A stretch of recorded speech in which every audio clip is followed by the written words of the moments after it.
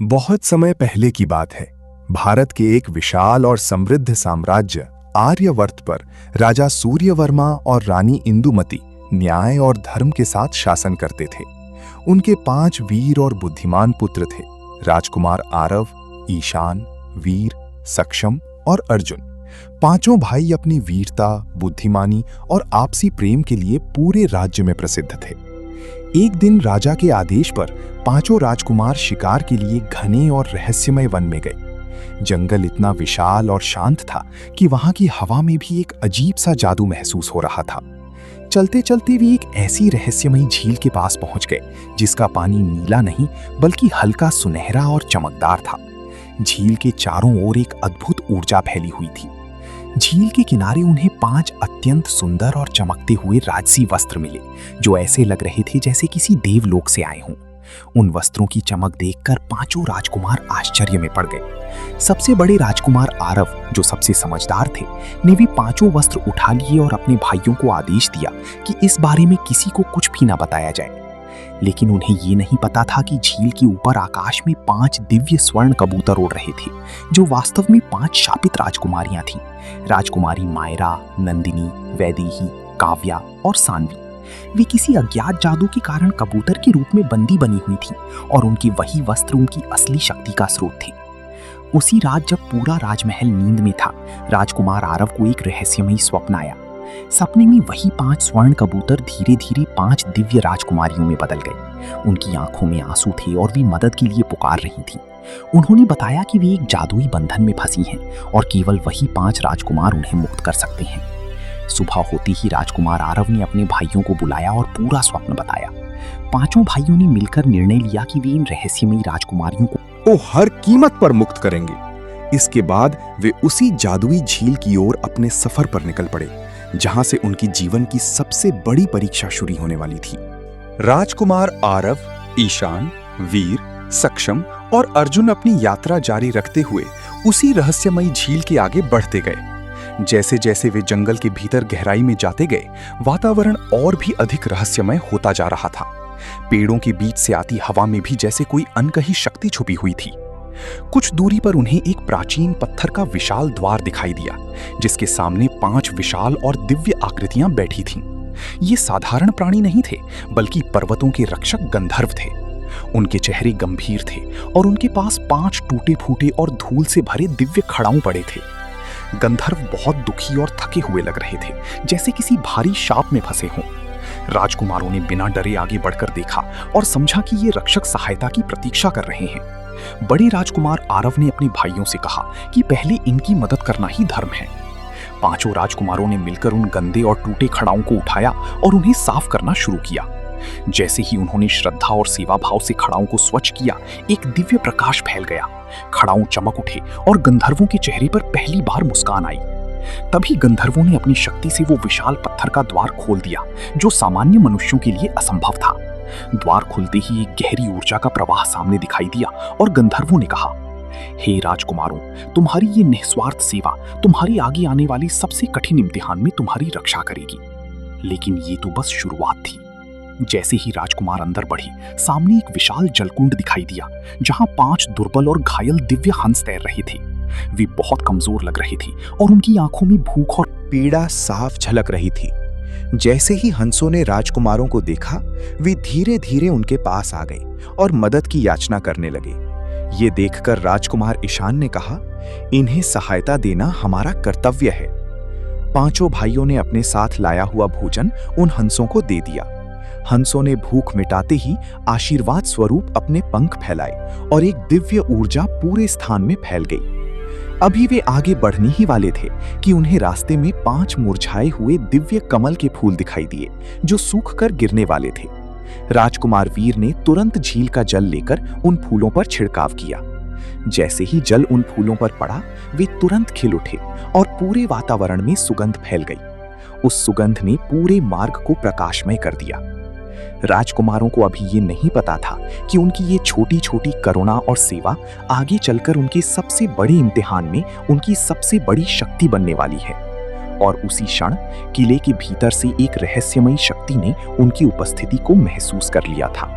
5 राजकुमार आरव, ईशान, वीर, सक्षम और अर्जुन जैसे जैसे आगे बढ़े वे एक विशाल और भयावह जादुई किले के सामने पहुंच गए। किला बहुत पुराना था, लेकिन उसमें एक अजीब सी दिव्य और डरावनी ऊर्जा बह रही थी। उसके दरवाजे अपने आप सांस लेते हुए लग रहे थे। किले के अंदर प्रवेश करते ही एक रहस्यमयी स्त्री प्रकट हुई। वो कोई साधारण स्त्री नहीं थी, बल्कि उस किले की जादूगरनी माया देवी थी। उसकी आंखों में चमक और चेहरे पर कठोरता थी।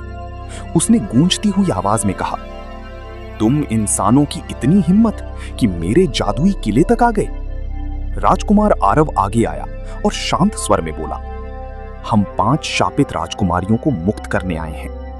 ये सुनकर जादूगरनी जोर से हंसी और बोली, अगर तुम्हें उन्हें पाना है तो तुम्हें 3 कठिन परीक्षाएं देनी होंगी। असफल हुए तो तुम हमेशा के लिए यहां कैद हो जाओगे। 5 भाइयों ने बिना डरे चुनौती स्वीकार कर ली। पहली परीक्षा, जादूगरनी ने आरव को एक ऐसी छलनी दी जिसमें अनगिनत छोटे छोटे छेद थे। उसने आदेश दिया, इस झील का सारा पानी सूर्यास्त से पहले खाली करो। आरव परेशान हो गया। हर बार पानी भरता वो वापस गिर जाता। ऐसा लग रहा था कि ये काम असंभव है। लेकिन तभी वही दिव्य हंस जिन्हें उन्होंने भोजन दिया था वहां आ पहुंचे। उन्होंने अपनी शक्ति से झील का जल पीना शुरू कर दिया। देखते ही देखते पूरी झील खाली हो गई। जादूगरनी चौंक गई, लेकिन उसने हार नहीं मानी। दूसरी परीक्षा, अब उसने एक लकड़ी की कुल्हाड़ी दी और कहा, इस विशाल जादुई वन को सूरज ढलने से पहले काट कर समाप्त करो। राजकुमार वीर ने कोशिश की, लेकिन कुल्हाड़ी बेकार थी। जंगल बहुत विशाल था। तभी वही गंधर्व प्रकट हुए जिनके खड़ाऊ उन्होंने साफ किए थे। उन्होंने अपनी दिव्य शक्ति उसे पूरे जंगल को जड़ से हटा दिया और उसे एक खुला मैदान बना दिया। जादूगरनी क्रोध से भर उठी। उसके 2 बड़े इम्तिहान असफल हो चुके थे, लेकिन अब उसका सबसे खतरनाक जाल तैयार था। उसने हाथ उठाया और एक तेज रोशनी के साथ 5 शापित राजकुमारियों मायरा, नंदिनी, वैदेही, काव्या और सान्वी को सामने खड़ा कर दिया। वे सभी एक जैसे वस्त्रों में थीं और चेहरा ढका हुआ था। जादूगरनी बोली, अब पहचानो असली राजकुमारी को। अगर गलत चुना तो तुम सब पत्थर बन जाओगे। 5 भाइयों के सामने जीवन और मृत्यु की सबसे बड़ी परीक्षा थी। जादूगरनी माया देवी की आवाज किले में गूंज रही थी, अब पहचानो असली राजकुमारी को। एक गलती और तुम सब पत्थर बन जाओगे। 5 राजकुमार आरव, ईशान, वीर, सक्षम और अर्जुन घबराए नहीं, लेकिन उनके सामने एक असंभव स्थिति थी। 5 राजकुमारियां मायरा, नंदिनी, वैदेही, काव्या और सान्वी एक जैसे वस्त्रों में खड़ी थीं। उनके चेहरे ढके हुए थे। राजकुमार आरव ने आंखें बंद की और उस रात का सपना याद किया जिसमें राजकुमारी की आंखों में आंसू थे और उसने मदद मांगी थी। लेकिन तभी कुछ अद्भुत हुआ। वे 5 मुरझाए हुए कमल के फूल जिन्हें उन्होंने झील के किनारे सींचा था, अचानक चमकने लगे। उनकी सुगंध पूरे कक्ष में फैल गई और हवा में हल्की नीली रोशनी बन गई। वो रोशनी धीरे धीरे एक लड़की के पास जाकर रुक गई, बीच में खड़ी राजकुमारी के पैरों के पास। आरव को संकेत मिल गया। उसने बिना हिचकिचाहट कहा, यही सच्ची राजकुमारी है, मायरा। क्षण भर में जादूगरनी चिल्ला उठी, नहीं! लेकिन बहुत देर हो चुकी थी। जैसे ही आरव ने उसका हाथ पकड़ा, एक तेज दिव्य प्रकाश पूरे किले में फैल गया। जादूगरनी की शक्ति टूटने लगी। उसका काला जादू हवा में बिखरने लगा। तुमने असंभव कर दिखाया, कहते हुए वो धुएं में बदलकर गायब हो गईं। उसी पल 5 राजकुमारियां मायरा, नंदिनी, वैदेही, काव्या और सान्वी अपने असली रूप में मुक्त हो गईं। किला अब शांत और प्रकाशमय हो गया था। राजकुमारी मायरा की आंखों में आंसू थे।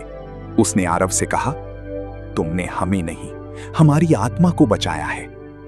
5 राजकुमारों ने राहत की सांस ली, लेकिन यह सफर अभी खत्म नहीं हुआ था, क्योंकि अब उन्हें अपने राज्य वापस लौटना था और वहां एक ऐसी घटना उनका इंतजार कर रही थी जो सब कुछ बदलने वाली थी। जादूगरनी के खत्म होते ही पूरा जादुई किला रोशनी से भर गया।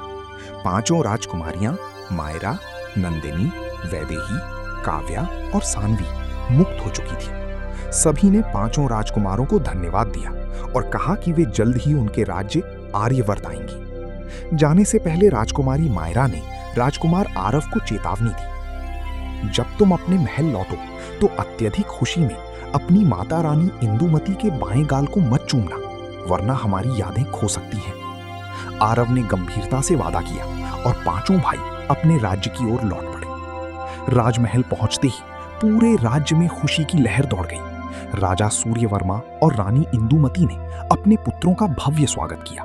ढोल नगाड़े बजने लगे, पूरा महल उत्सव में डूब गया। लेकिन उस खुशी और भीड़ में आरव भावुक हो गया। अपनी माता को देखकर वो अपने आप को रोक नहीं पाया और गलती से उनके बाएं गाल को चूम लिया। और उसी पल एक तेज चमक हुई। आरव, ईशान, वीर, सक्षम और अर्जुन के मन से झील, किला, गंधर्व, हंस और राजकुमारियों की सारी यादें मिट गईं। सब कुछ जैसे कभी हुआ ही नहीं था। साल बीतते गए, राजकुमार बड़े हो गए और राज्य में शांति बनी रही, लेकिन उनके दिल में एक खालीपन था जिसे वे समझ नहीं पा रहे थे। इसी बीच राजा सूर्यवर्मा ने आरव की शादी दूसरी राजकुमारी से तय कर दी। पूरे राज्य में फिर से भव्य तैयारियां शुरू हो गई। उधर राजकुमारियां मायरा, नंदिनी, वैदेही, काव्या और सानवी को जब ये खबर मिली तो उन्हें एहसास हो गया कि जादू का असर फिर से काम कर गया है। उन्होंने अपने दिव्य वस्त्र पहन लिए, कोई चांदनी जैसा चमकता, कोई सूर्य की तरह उज्जवल, कोई फूलों की खुशबू जैसा, कोई सितारों की तरह जगमगाता। वे सभी आर्यवर्त महल की ओर चल पड़ी। शादी के दिन जैसे ही वे महल पहुंची, मायरा ने आरव को देखा। आरव के दिल में एक अजीब सी बेचैनी हुई, जैसे कुछ बहुत महत्वपूर्ण खो गया हो। मायरा ने धीरे से उसके लिए वो दिव्य अमृत तैयार किया जो यादें वापस ला सकता था। शादी के समारोह में जब आरव ने वो अमृत पिया तो अचानक पूरे महल में तेज रोशनी फैल गई। उसके दिमाग से धुंध हट गई। उसे सब याद आ गया, झील, किला, इम्तिहान और मायरा। आरव दौड़कर मायरा के पास गया और उसे गले लगा लिया। मैं सब भूल गया था, लेकिन मेरा दिल नहीं भूला।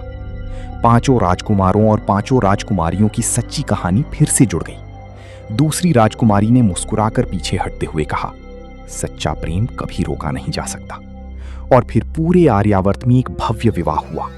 5 राजकुमार और 5 राजकुमारियां एक साथ एक ही मंडप में विवाह बंधन में बंध गए। समय बीतता गया, राज्य खुशहाल हो गया, प्रेम और शांति हर ओर फैल गई।